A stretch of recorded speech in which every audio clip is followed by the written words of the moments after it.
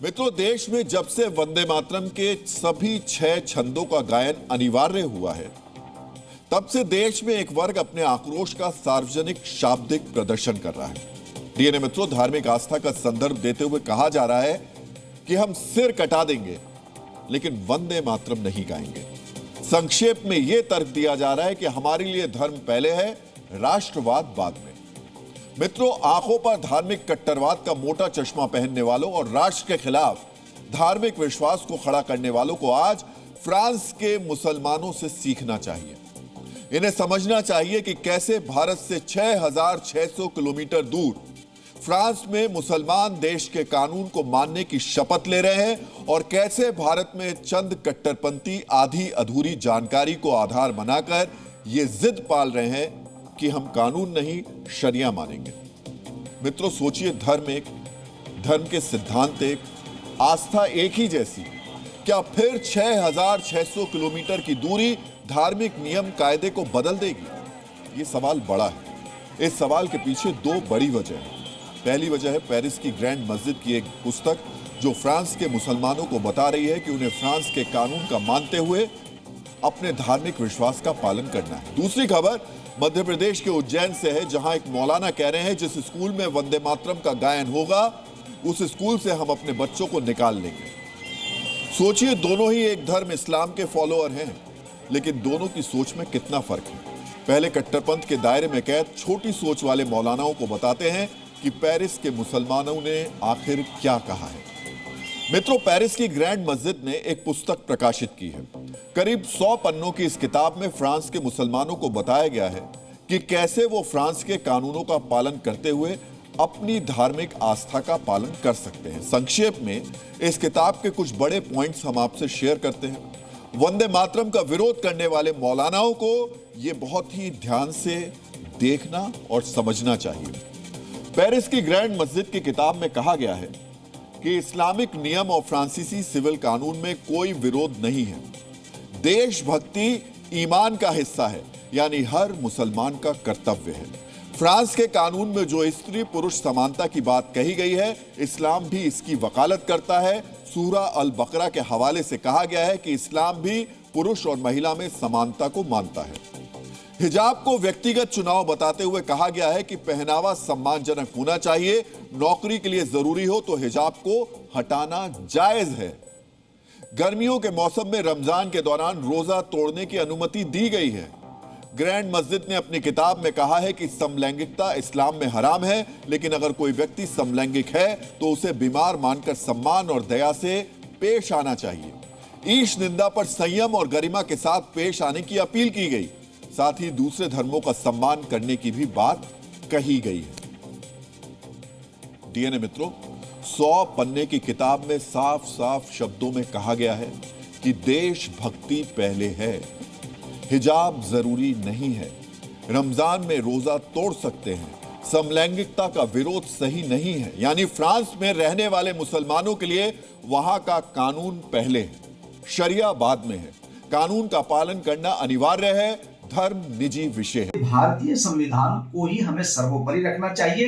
हमारी जो धार्मिक क्रियाकलाप हैं, जो धार्मिक हमारी पूजा पद्धति हैं, वो हमारी पर्सनल हैं। सोचिए, अगर यही बात भारत में कही गई होती तो क्या हो गया होता।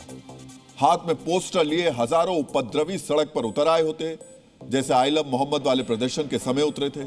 हिजाब पर कोई टिप्पणी कर दे तो ये बंद बुद्धि वाले कट्टरपंथी कहेंगे हमारी धार्मिक आस्था में दखल दिया जा रहा है। वंदे मातरम गायन को ये इस्लाम में हस्तक्षेप बता रहे हैं।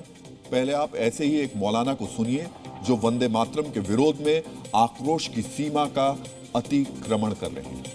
शैक्षणिक संस्था हो या कोई भी इदारा हो या कोई भी डिपार्टमेंट हो, अगर वहां पर इस तरह गवर्नमेंट कंपलसरी करती है कि आपको वंदे मातरम कहना होगा, यानी धरती की पूजा करना होगी, तो फिर ऐसी जगहों पर हम अपने ना बच्चों को अलाउ करेंगे ना किसी और को अलाउ करेंगे। सोचिए, अपनी छोटी सोच के पिंजरे में कैद मौलाना बच्चों का भविष्य बर्बाद कर रहे हैं। ये कह रहे हैं बच्चों को स्कूल से निकाल लेंगे, लेकिन वंदे मातरम नहीं गाने देंगे। मित्रों, एक मौलाना पेरिस की ग्रैंड मस्जिद के हैं जो बता रहे हैं कि फ्रांस में शरिया नहीं, कानून चलेगा, और एक ये मौलाना है जो कह रहे हैं साहब हम कानून नहीं मानेंगे, राष्ट्रगीत नहीं गाएंगे, और अगर राष्ट्रगीत गाने के लिए मजबूर किया गया तो अपने ही बच्चों का भविष्य बर्बाद कर देंगे। आज इन मौलानाओं को फॉलो करने वालों को विवेकपूर्ण तरीके से सोचना और समझना चाहिए। तर्क और बुद्धि से बैर रखने वाले ऐसे मौलाना और उनके वैचारिक मित्रों की वंदे मातरम को लेकर जानकारी कितनी सीमित और गलत है, अब हम आपको सुनाएंगे। लेकिन पहले फ्रांस की बात कर लेते हैं। मित्रों, कट्टरपंथियों के खिलाफ फ्रांस में सख्ती नई नहीं है। 1989 में, यानी आज से 37 साल पहले, फ्रांस में पहली बार हेडस्कार्फ विवाद में 3 लड़कियों को स्कूल से निकाला गया। तब से एक के बाद एक फ्रांस ने कई ऐसे कानून बनाए जो मौलानाओं की शरिया वाली सोच से 360 डिग्री खिलाफ है। भारत में वंदे मातरम का विरोध करने वाले मौलानाओं को आज हमारी ये रिसर्च बहुत ही ध्यान से सुननी चाहिए। फ्रांस ने 2004 में स्कूलों में धार्मिक प्रतीकों को बैन कर दिया। असर यह हुआ कि मुस्लिम लड़कियां स्कूल में हिजाब और स्कार्फ नहीं पहन सकती। मौलाना कहते हैं कि शरिया में महिलाओं के लिए हिजाब पहनना अनिवार्य है। 2010 में फ्रांस ने बुर्का और नकाब पर बैन लगा दिया।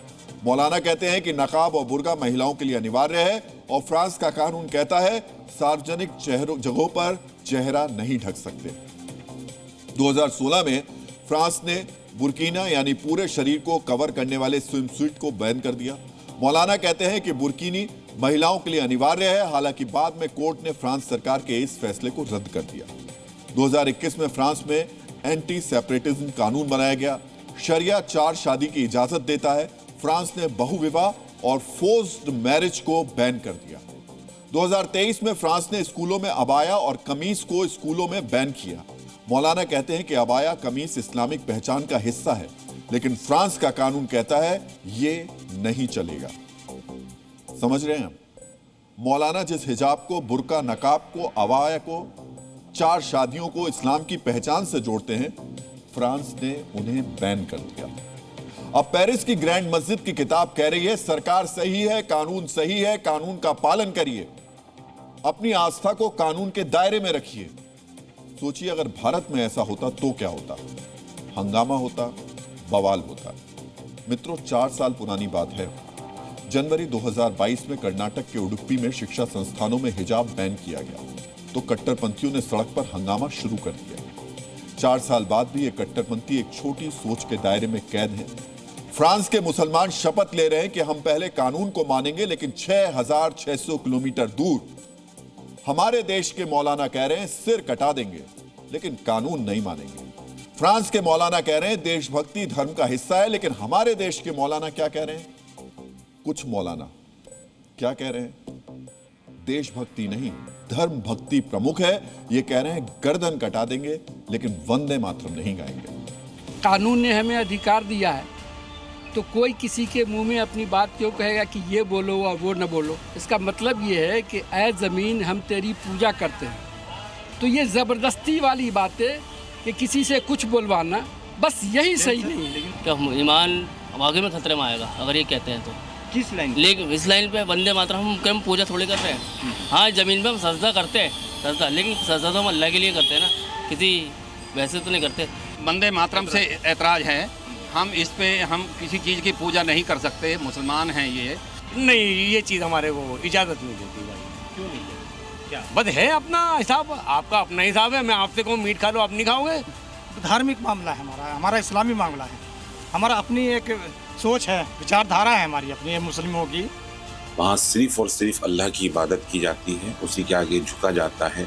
ना ही कोई ऐसा अल्फाज बोल सकते और ना ही कोई ऐसा कार्य कर सकते जो अल्लाह की शान के खिलाफ या उसके अपोजिट जाता हो। हम वंदे मातरम नहीं गाएंगे, इसलिए नहीं गाएंगे कि हम वंदना सिर्फ अपने अल्लाह की करते हैं, अपने ईश्वर की करते हैं, इसके अलावा हम किसी की बंदगी नहीं करते।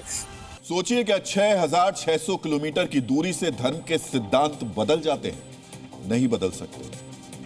कोई इन बंद बुद्धि मौलानाओं को समझाए कि ऐसा नहीं होता। पता नहीं इनके दिमाग में शरिया का कौन सा वाला एडिशन अपलोड है, पता नहीं इनके दिमाग ये देश विरोधी सोच किस गोंद से चिपक गई है जो हटती ही नहीं है। मित्रों, ये मजहब के नाम पर डबल स्टैंडर्ड है। अगर ऐसा नहीं होता तो फ्रांस के मौलाना भी फ्रांसीसी कानून का विरोध करते, लेकिन वहां तो कानून प्रथम की शपथ ली जा रही है। अब देखिए ना, हमारे देश में छोटी सोच वाले चंद कट्टरपंथी एक सुर में वंदे मातरम का विरोध कर रहे हैं। कहते हैं वंदे मातरम इस्लाम विरोधी है, वंदे मातरम में मूर्ति पूजा का जिक्र है। आज हमने सोचा इनसे पूछते हैं कि भाई साहब जरा विस्तार से बताइए कि वंदे मातरम के किस छंद में कौन सा वाक्य इस्लाम विरोधी है, वंदे मातरम की किस लाइन, किस शब्द से आपकी धार्मिक भावनाएं आहत होती हैं। बहुत ही दिलचस्प जवाब मिले, आप भी बहुत ध्यान से सुनिए। को एक बार बता दीजिए ना, जिससे आपत्ति है, लोग भी समझ जाएंगे। नहीं, वो लोग समझ जाएंगे जब आपका वो एंकर उस पर तज्जिया करेगा, उसको आप समझ जाएंगे कि वो मैंने कहा नहीं, हम अपना मतलब बता सकती हैं। तो जो लाइनें जिससे आप कह रहे हैं कि कुछ जुमलों से आपत्ति है, वो आपत्ति हमको बता सकते हैं, वो जुमले बता सकते हैं? नहीं, देखिए असल में हर आदमी का अपना मजहब है और उसको अपने मजहब के एतबार से ही जिंदगी गुजारनी चाहिए। मतलब इसे क्या कहा जाए, विरोध कर रहे हैं लेकिन जानकारी नहीं है किसका विरोध कर रहे हैं। बस कहीं से सुन लिया कि वंदे मातरम इस्लाम विरोधी है, इसे रट लिया और इसी रटंत विद्या को तर्क बनाकर सिर कटाने, स्कूल छोड़ने का ऐलान होने लगा। सोचिए इन्हें अब क्या कहा जाए। मित्रों, ये एक पैटर्न बन गया है। कहीं से ऐलान हो जाता है ये नियम इस्लाम विरोधी है, ये इस्लाम का अपमान है, उसके बाद कोई अपना दिमाग नहीं लगाता, भीड़ विरोध करने सड़क पर उतर जाती है। आई लव मोहम्मद वाले प्रदर्शन में भी यही देखने को मिला था।